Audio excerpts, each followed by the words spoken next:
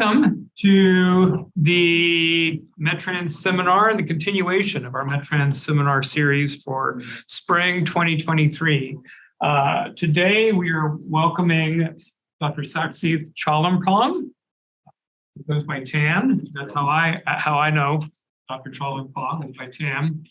And Tan is a professor at Chulalongkorn University and the Associate Director of the Chulalongkorn University Transportation Institute.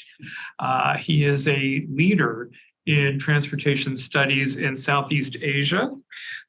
His work has focused on sustainable urban mobility, including informal transportation, ride-hailing. He has done work for several agencies in Thailand, including the Department of Land Transport, Office of Transport Planning and Policy, and the Bangkok Mass Transit Authority. Tan earned his undergraduate degree from Chulalongkorn, his master's degree from MIT, and the most important thing to know about him is that his PhD is from UC Irvine. And I will say I'm proud. Tan is a former advisee of mine. So congratulations, you have overcome that potential disadvantage and have done well. So, all of my advisees are laughing nervously in the room. So, no, we're very, very proud, and I'm proud that you're able to be here. So welcome to Tan Chalampong. Thank you very much, Marlon, for your kind introduction, and I thank you all for coming here to listen to my talk. Today, I'm going to talk about the research that my team, my colleagues, and I have been doing. It's ongoing at the Chulalongkorn University Transportation Institute. It centers around ride-hailing applications in Southeast Asia, in Thailand, as well as in some other cities in Southeast Asia. And so let me first acknowledge my team. Our research team is quite big. It's led by Professor Hironori Kato from University of Tokyo and me. And we also have members from De La Salle University in Manila, University of Technology, Malaysia in Kuala Lumpur, and Gajah Mada Universities in Indonesia, Institute of Technology of Cambodia in Cambodia, and another member from University of Transportation and Communications in Vietnam. And so these folks have been involved in our collaborative projects funded by the Kajima Foundation in Japan and the Eastern Asia Society of Transportation Studies. And we have been working on this project since 2019. And we have published a series of papers starting from 2021 on various topics related to ride-hailing, mostly on the demand side of the people who use ride-hailing. We want to look at the impacts of how people who use ride-hailing change their travel behaviors and other implications in terms of sustainable travel, mobility, and things like car ownership, and so on. We also have a related topics on, since COVID, online food delivery via applications have become very popular, and we also study how that have impacts on people's travel behavior as well. But I'm not going to talk about that today. I'm going to focus on ride-hailing applications on the impact on people's travel behavior. So I'll start with the the very first paper that we published. It's a literature review of ride-hailing in Southeast Asia. And this one look at various aspects of ride-hailing, but we focus more on the demand side, supply side, and the policy sides. And this is an overview. It's a bit dated about the ride-hailing applications available in the Southeast Asian market. There used to be quite a number of applications, different companies. Uber used to be there, but they left. And right now, the dominant application is called Grab, G-R-A-B, Grab, Malaysian-owned, and they have presence in all of the Southeast Asian countries. Biggest market share in most of the markets, except for maybe Indonesia, where they have a big application called Gojek, which is derived from the term ojek, O-J-E-K. That's the local term for motorcycle taxi in Indonesia, and it's big there. So it's like a unicorn in terms of investment. And there are also several smaller applications in smaller markets like Laos, Cambodia. They have the markets might be too small for the big companies to attract big companies. So they have like their own smaller applications, but they're quite popular in those markets as well. In Thailand, the biggest one is Grab, and their market share is probably, nobody knows for sure, but I would guess probably around 80% or so. And there are smaller ones like Bolt. I think it's a German company, or AirAsia Super App. If you're familiar with the AirAsia, it's one of the biggest low-cost airlines based also in Malaysia. They bought the operation of Gojek in Thailand, and so now they're entering the ride-hailing application. The thing about ride-hailing applications in Southeast Asia is that they tend to be not only for ride-hailing, but they become super apps in terms of financial services, food delivery, courier service, and even foot massage you can order from the applications. So that one is, I'm not sure in other places, in other countries like that, but in Southeast Asia, it's tends to be like that. Okay, so this is the framework for our review. We have different parts of the review. The demand side, the user side, travel behaviors is one block, one big block, and then there's the supply side. We differentiate between the companies and the drivers in the supply side. And then we also have the other transport competitors that were incumbent before the arrival of RHA. And sometimes these are competitors, sometimes they are or they operate through RHA themselves. So they kind of lay in between. And then there is the public and sector stakeholders, which are planners, regulators. There are also some studies on that too. And we did some literature search, and we in 2020 through 2021 through the usual academic database, online database, and use various keywords, including the ride-hailing, ride-sourcing, TNC, Uber, and other brands, the local brands of RHA.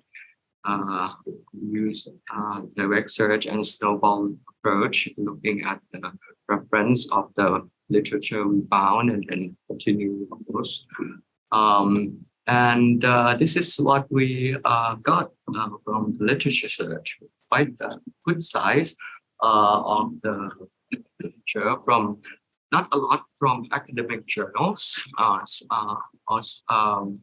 but there are some conference proceedings, reports. It's color coded by countries. Indonesia has the largest number of publications, 16 that we found, followed by the Philippines, and Malaysia, Thailand are about the same. That's the search result by countries. And you see the trend that we're increasing, the number of publications increased by year, but later on it lags a little bit. But right now I think it's going up again. And the topics that the paper dealt with include demand side, the operators meaning like drivers, the companies, RHA companies, and the public sector. And again, Indonesia led the way, followed by Philippines, Malaysia, and Thailand, and so on. And on the demand side, not very exciting. It's quite similar to what's been found in the States and in Europe. Most of the people who use RHA are younger, well-educated, higher middle income, and so on. But the difference that we found is that a lot of people who use RHA in Southeast Asia are commuters, which is quite different from those in the States where people use RHA for recreational purpose to drinking, driving and drinking. And so probably because this can probably be explained by the mode used by RHA, because a lot of people use RHA to hail motorcycle, and that's cheaper. And some people use motorcycle to transfer to transit. So to solve, that's like the first and last mile solution, which is the same thing that I think we will claim to be here. But we also confirm that, okay? In terms of frequency, because people use it for commuting, the frequency is a lot higher than I think those who use them here. The reason for using RHA is probably, I think price is important, and availability is also important. Because in some of these countries, there is no conventional taxis, or where there are conventional taxis, like in Bangkok, they tend to, the drivers tend to be quite picky with the passengers. So they refuse to take passengers who are local, they prefer tourists. And so local passengers prefer to use ride-hailing app than conventional taxi. For the demand side, again, on the impacts of ride-hailing service, we found mixed results in terms of the substitution of public transport. It actually depends on which countries or which cities we're talking about. In cities where there are a lot of public transport services, then some of them we found strong complementary effects rather than substitution.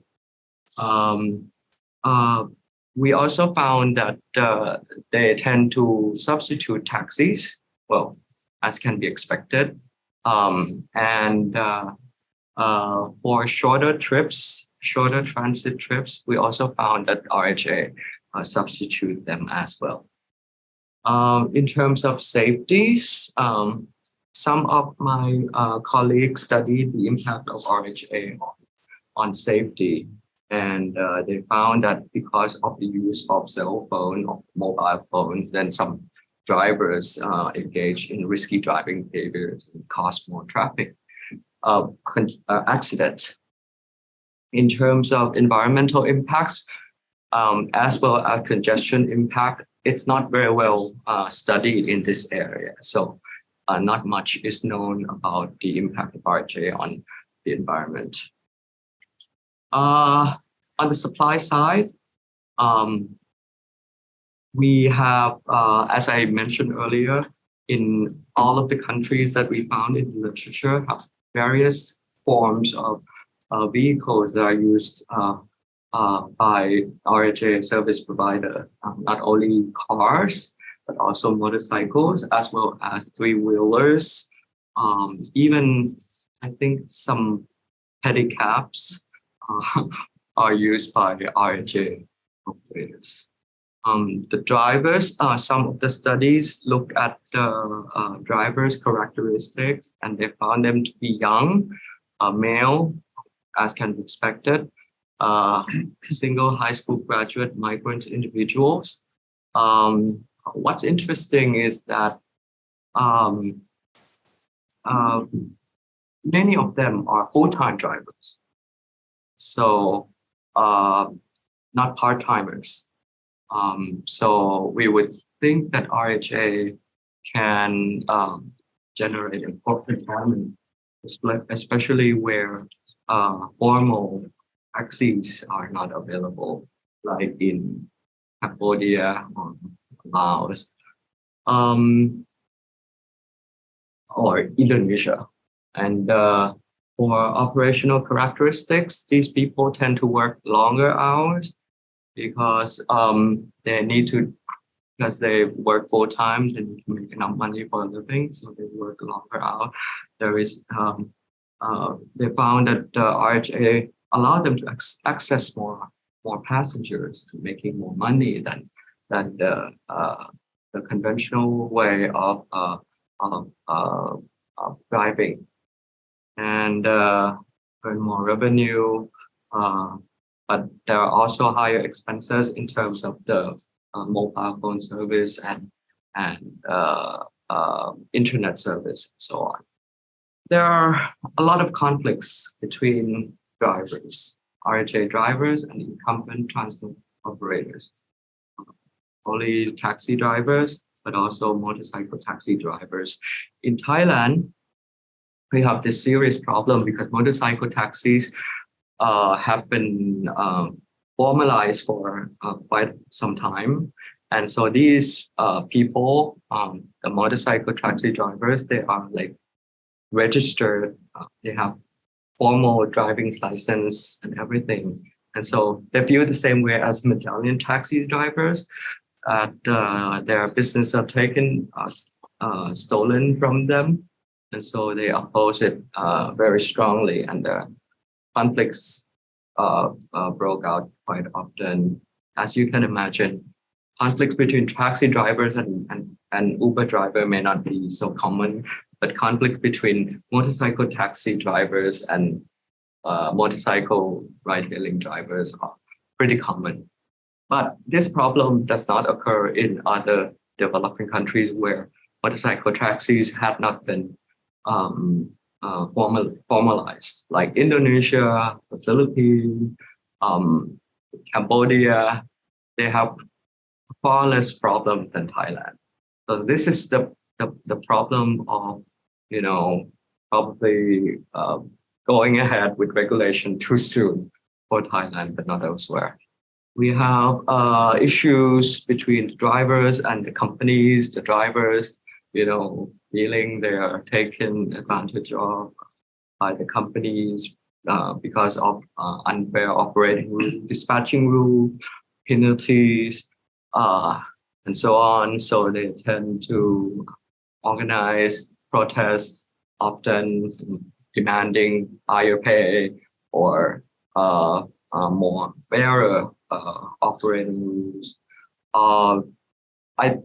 in all of the countries, there were no labor regulations imposed on ride-hailing.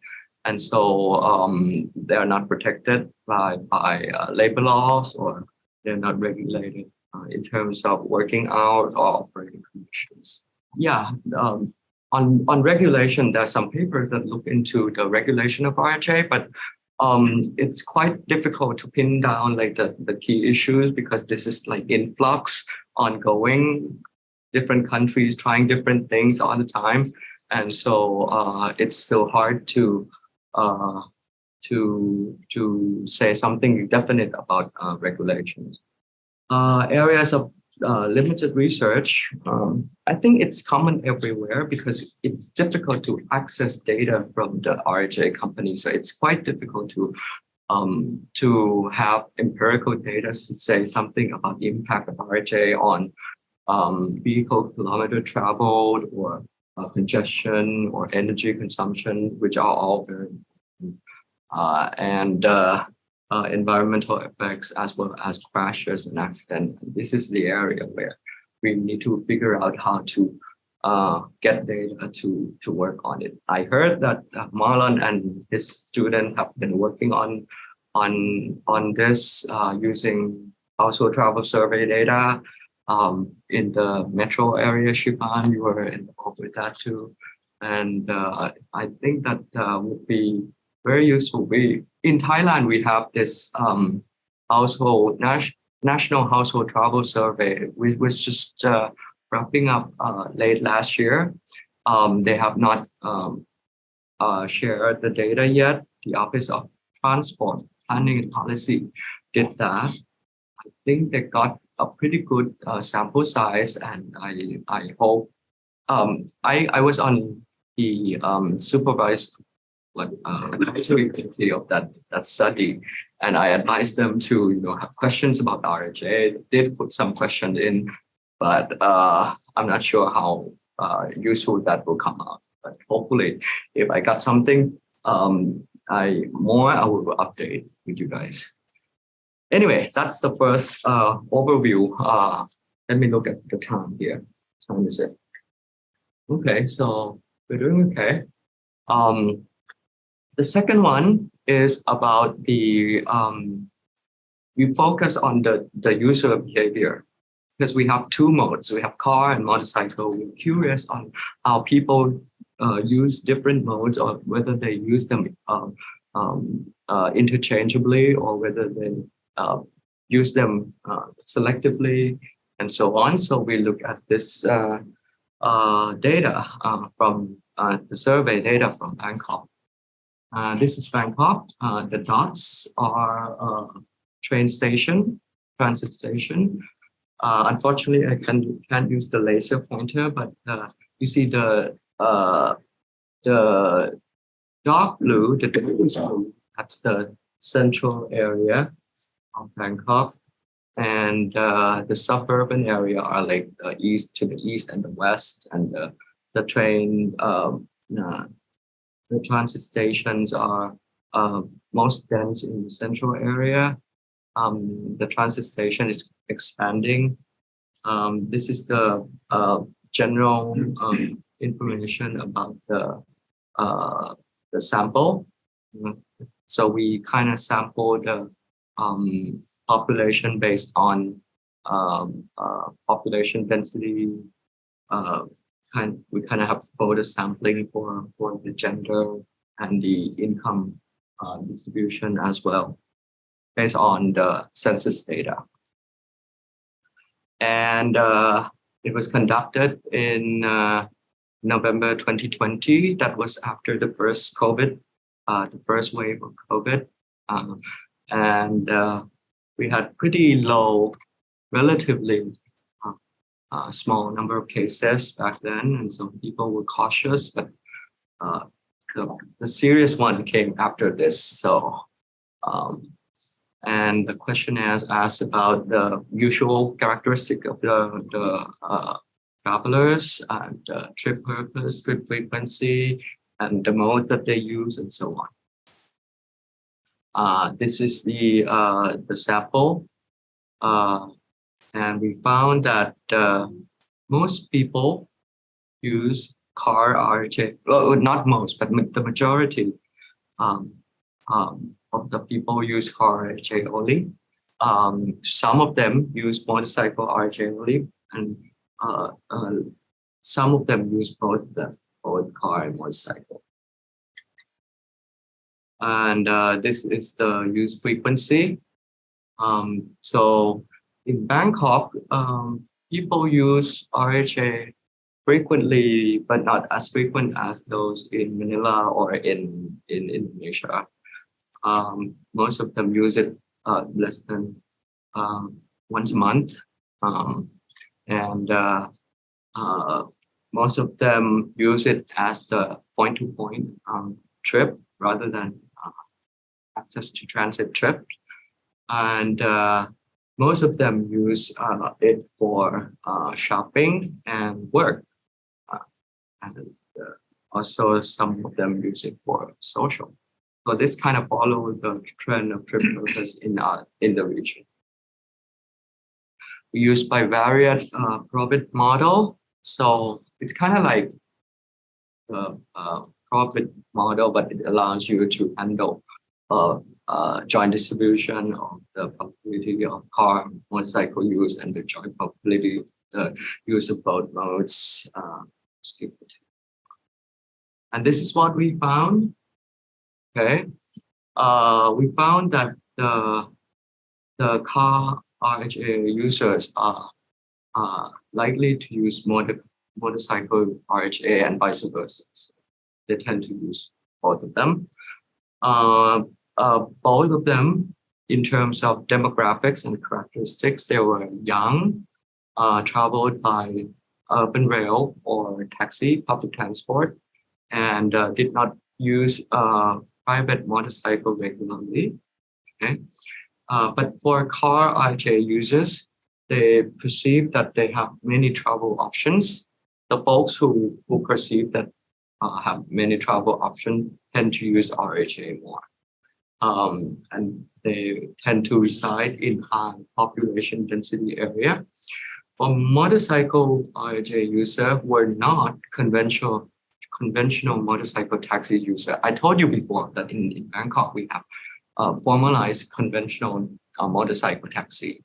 So this shows that our people who use motorcycle through RHA did not use conventional motorcycle taxi before.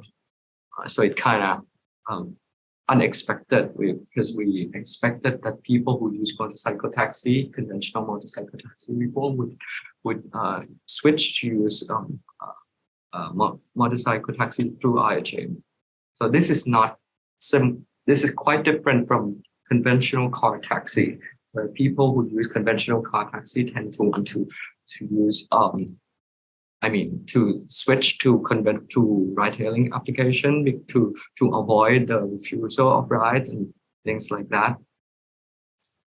And also, what's interesting is that motorcycle taxi RHA users own or have some access to household car. So and they resided in urban areas with high density of rail stations.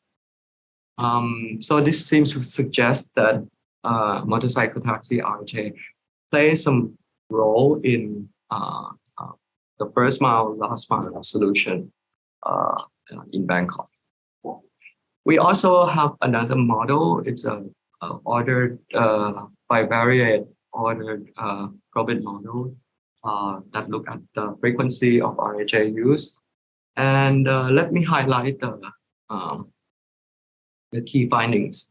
Young individuals were likely to use both the car and motorcycle RHAs more frequently than older adults. This is not kind of a little bit unexpected because we expected that they probably use motorcycle more than car, but young people use them both.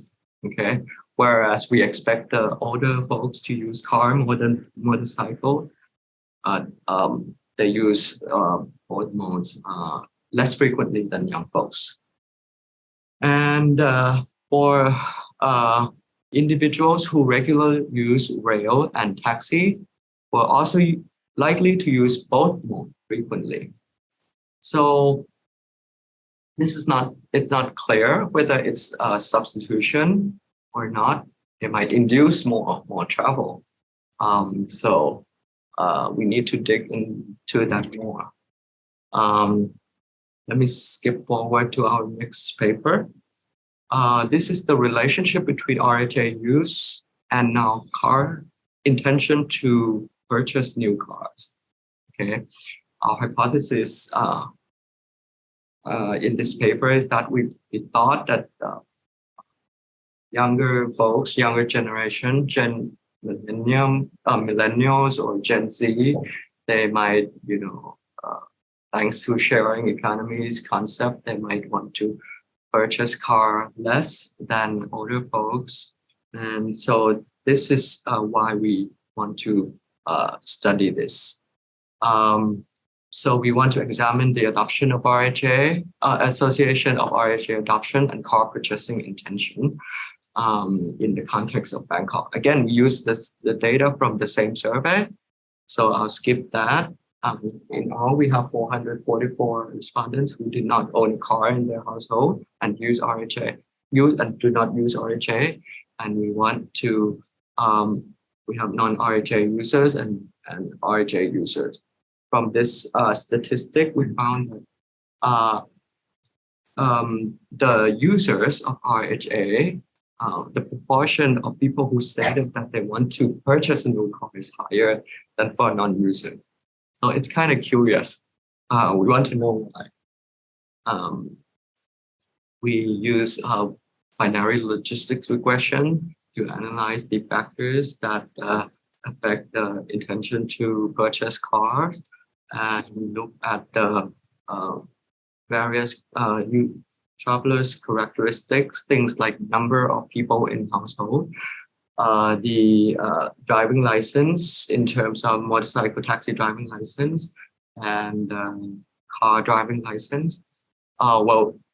This in this result, the insignificant variables are omitted. So those that do not show up, like car driving license, are not significant in this model.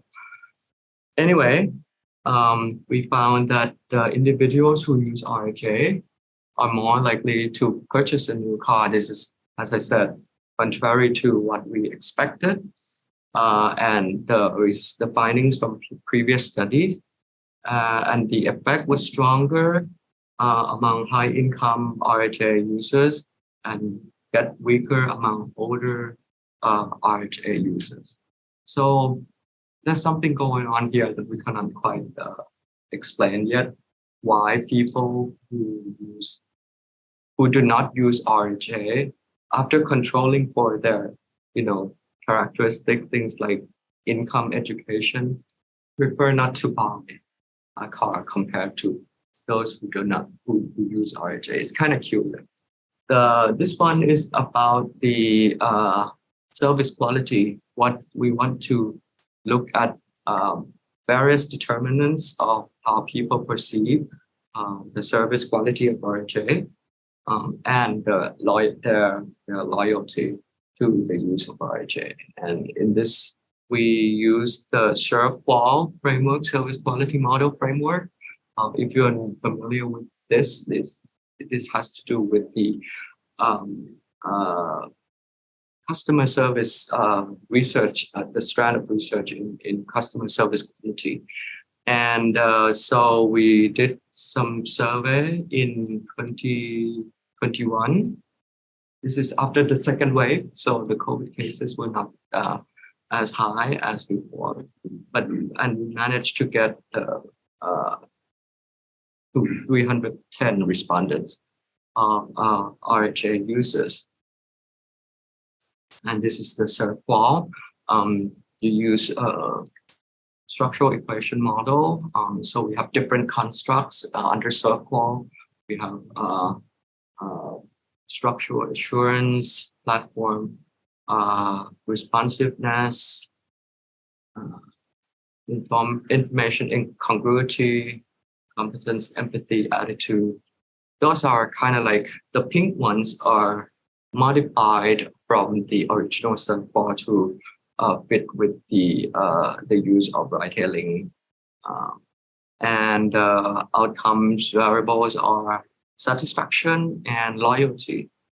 And so we have different, I cannot point, but you see the H1, H1A, H1B, H1, H2A, H2B. Those are the hypotheses that we hypothesize that there is a relationship between different deterministic, the determinant construct and the outcome variable. Okay, and we run this analysis to verify the hypothesis. This is the model fit measures of the SEM models, and we found that all of them are satisfactory. And this is the result of the estimation. We found that interestingly, the online aspects of the service quality don't quite influence satisfaction, but offline aspects, things like the driver's courtesy, things like the empathy of drivers, tend to, or the cleanliness of the car, of the vehicle, affect satisfaction. The positive towards RHA also influence are confirmed to influence satisfaction. Structural assurance, empathy also affect loyalty, and satisfaction also significantly affect loyalty. Okay, right, last one. This one is a comparative analysis between the users' behaviors of RHA in Bangkok, Hanoi, and Manila. As I mentioned at the beginning, this series of papers came from the collaborative project among researchers in the region. Three of these countries, Thailand, Vietnam, and the Philippines, are in this project. And so this one, we look at the differences among these three cities. And we focus on three aspects: mode substitution, travel behavior change, and car purchasing intention. And these are three cities. They are in some ways comparable, but in many ways quite different. For example, the population density of Manila is by far the highest among the three. The car registration, the number of registered cars per capita is highest in Bangkok, lowest in Manila. Motorcycle taxi registration is far higher in Hanoi than the other two cities. Bus fleets, biggest in Manila, closely followed by Bangkok, and rather small in Hanoi. And Bangkok has the largest rail network and growing. Hanoi has, I think that they opened one line, section one line last year, but that's just about it. And we have the different sample size. This is the findings in literature in terms of mode substitution. So one of the early studies by Pulo and Mishra found that the RHA substitute private car and active modes, like walking, cycling, more than transit. But they also substitute things like carpool. But this substitution they're not really agreements or conclusions on whether the RHA substitute transit or not clearly depends on the context. Cities with big transit network, good transit service, they tend to substitute transit, whereas cities in less dense transit network, sometimes they complement transit trips. There are different methodologies in tackling this question. Some of them use things like travel survey. Some of them use aggregate data looking at the transit ridership as opposed to the time of entrance of RHA in the metropolitan market of the metropolitan area. And so the findings tend to be different depending on the methodology as well as the context. Like these are the studies from developed countries, which also found large substitution of transit trips, more so than probably in developed countries. In our study, mode substitution are also different among the three cities. You can see that in Bangkok, it substitutes taxi trips the most, almost half. In Manila, it substitutes private car the most, half of that. Whereas in Hanoi, substitute motorcycle trips a lot. Yeah. So, but they don't seem to substitute transit trips as much. Well, still, quite significant substitution, especially in Manila, about 1/3 of transit trips. The substitution of transit trip at the border in Bangkok. Note that in these two cities, there are more presence of transit services than in Hanoi. So we have this IIA a little bit going on. But still in Hanoi, even with limited amount of transit services, they have 50% substitution transit. This is how we show the result visually, and it's actually a more detailed visualization of this with not only the overall. We asked people, like after you use RHA, how do you estimate the change in different kind of trips? Okay, so like the dark color is that minus 100%. So you reduce this trip made by this mode by 100%. Light colors mean less reduction, 25%.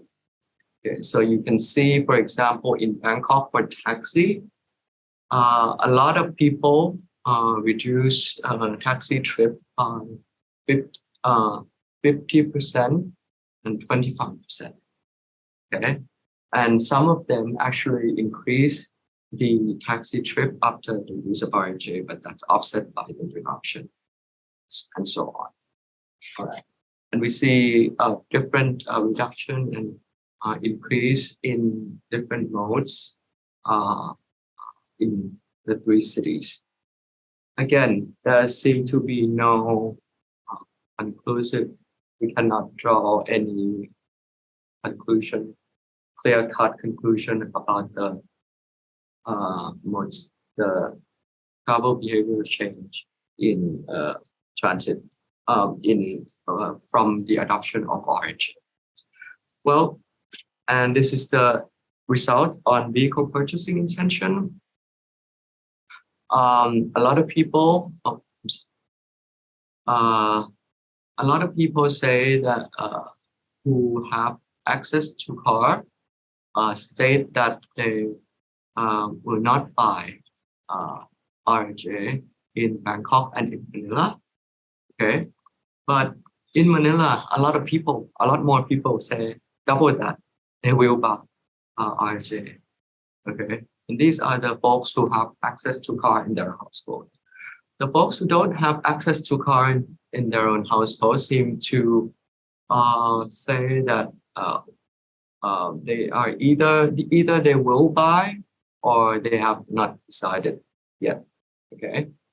The result is pretty similar in terms of motorcycle, but in Hanoi, where motorcycles are the most common vehicles, the majority say they either will buy or will have not decided yet whether to buy or not.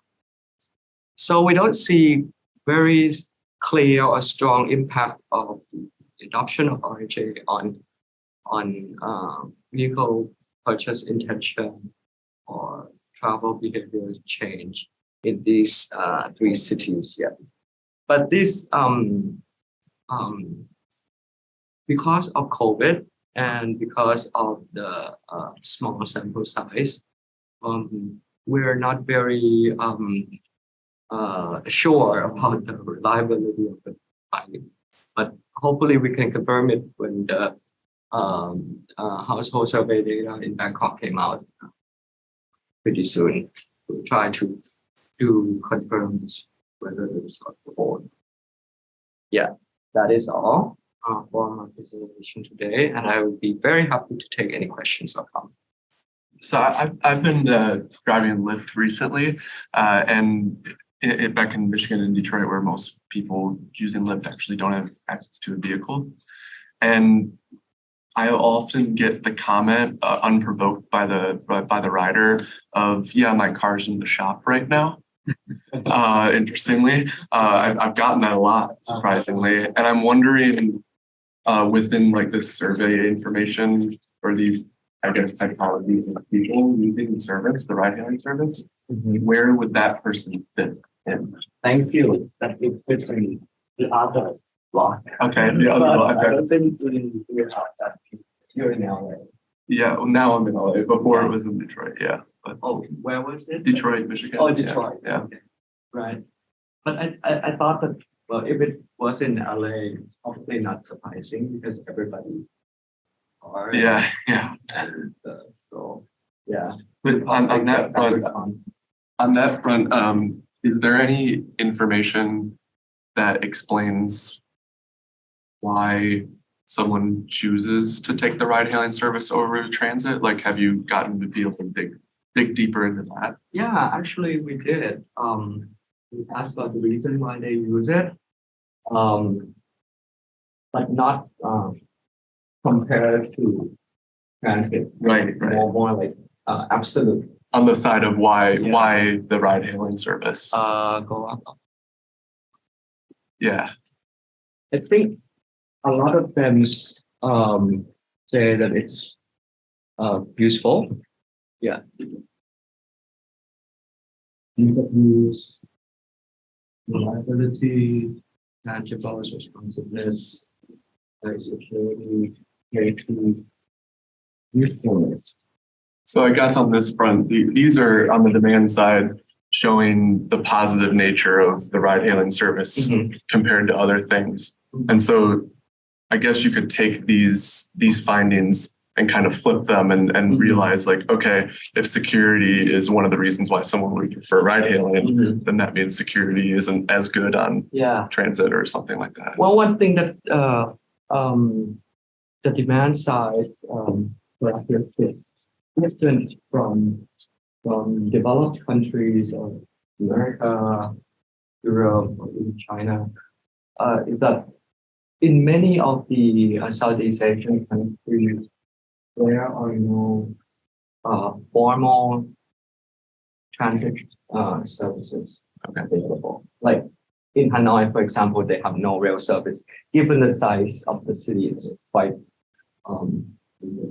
Yeah. And so they kind of don't have anything to compare, you know. Uh-huh. So this becomes available, and I suspect that a lot of the trips are easy. Otherwise, they would have to ask someone they know to Right. drive them. So I think the convenience, usefulness factor in quite a bit. Thank you. Did your surveys or any of these surveys in the literature ask what the alternate mode for the trip would have been had they not used ride hailing? Yeah. What were common answers? Depends on the city. Yeah.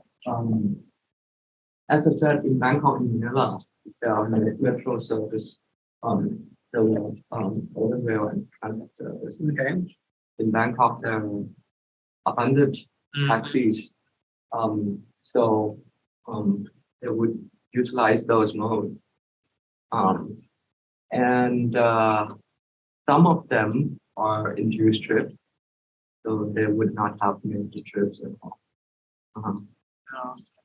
So does walking not figure in too often as the other mode? You haven't walked in Bangkok.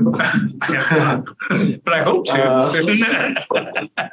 Or cycling. But in all three cities that we studied, active mobility played very limited role. Well, what I was wondering was more, and I think this may be more out of the city, but sometimes as countries go through the development process, the first mode shift is kind of from walking to the first motorized. And I was wondering if ride hailing is playing that role, but it sounds like not, from what I'm hearing, that there already are motorized modes that are being used. I think most of Southeast Asian big cities are kind of beyond that. Like people do not walk, period. Okay. In fact, the environment might be even a little bit hostile to walking. Well, in Thailand, for example, motorcycle taxis. That was why it was formalized to begin with, because it was so popular and people would not walk because of the heat, and they don't want to spend too much time in the elements, and so motorcycle taxis were popular.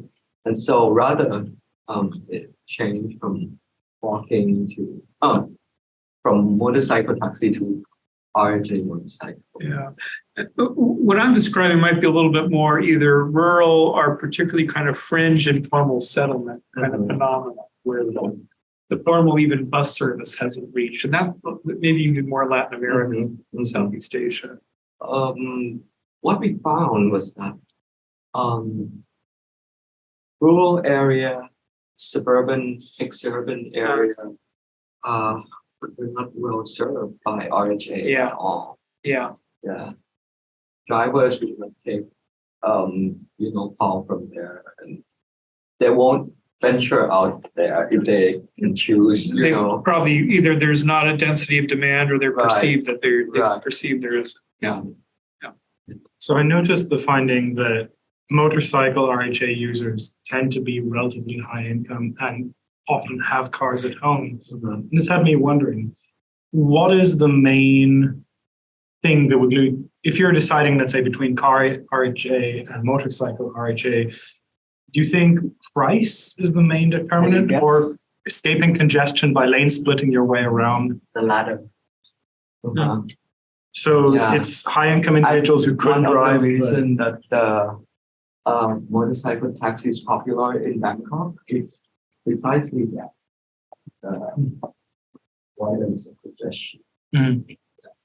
Couple of questions. So you mentioned earlier in your talk, and you also repeated now, that the type of folks who used to use motorcycle taxis then switched to RHA motorcycle.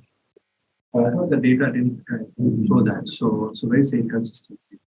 Right, you were right. You caught me there. I think the people who use motorcycle RHA were the people who would not have made the trip if they if there is no RHA. Probably because how motorcycle taxis are organized in Bangkok. They have to be parked at certain spots.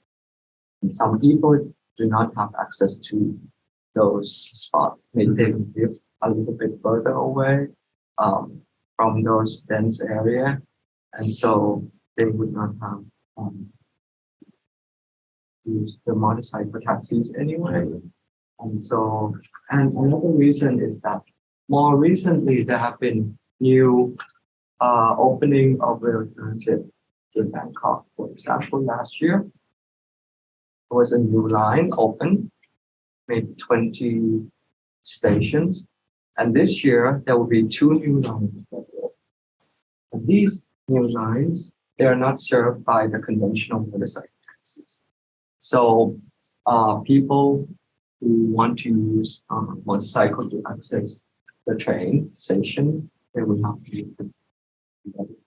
Yeah, so in the beginning of the talk, you had Singapore included, right? But it didn't feature in any of your analysis or even literature review.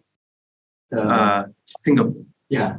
I mean, considering that Singapore is an extreme in terms of cost of car ownership and only one RHA, I'm just wondering why didn't Singapore feature? Because we focus on developing countries and Singapore. Good enough, Singapore. But they may be developing. Any other questions? Wondering if are there any car purchase restrictions in your research areas? Car purchase instructions. Purchase Restrictions. Limited the car purchase. Uh-huh. Yeah, are there any such policies in your research areas? Oh. Because in China We don't such have anything like Singapore's in terms of restrictions on car purchase. The taxes are high, but nowhere nearly as high as what they call it, COE. Are you from Singapore? No, but I visited Singapore Yeah. several times. Yeah, if someone Certificate of picks you up in a car in eligibility, Singapore, you know. they got some money. Are there any like usage restrictions like odd plates on this day of the week, even plates on that day of the week? They do have that in Manila, but not in Bangkok or in Hanoi. Well, if you hear anything about Bangkok, probably it's about congestion. And the government, I think they did not do anything much about car ownership. It's kind of conspiracy theory because of the car manufacturer, kind of not hard to, Thailand is one of the biggest car exporter in Asia. And so they basically they're Japanese companies in that area. So they don't want to do anything to, So no odd, even no electric car plates only within this region, none of that. You know what? I think they're waiting for the Japanese government to take the lead and waiting for the queue. No, well, thank you. And we have one more. Let me come up here. We have one more seminar left in the spring series, right? And it's you. Yeah. A few weeks from today, Professor Ketan Sawant will speak to us. I forget the title, but the topic will be Microscopic traffic flow control. So the idea is how to coordinate the ramps to do the efficiency if you have connectivity between the vehicles, autonomy, and all sorts. Oh, very good. Very interesting. So we'll look forward in 2 weeks. Are we in the same room? I'm going to bet we are. Same room. We'll come back at noon on April 26th. Hear from Professor Ketan Sawant. So thank you. Thank you.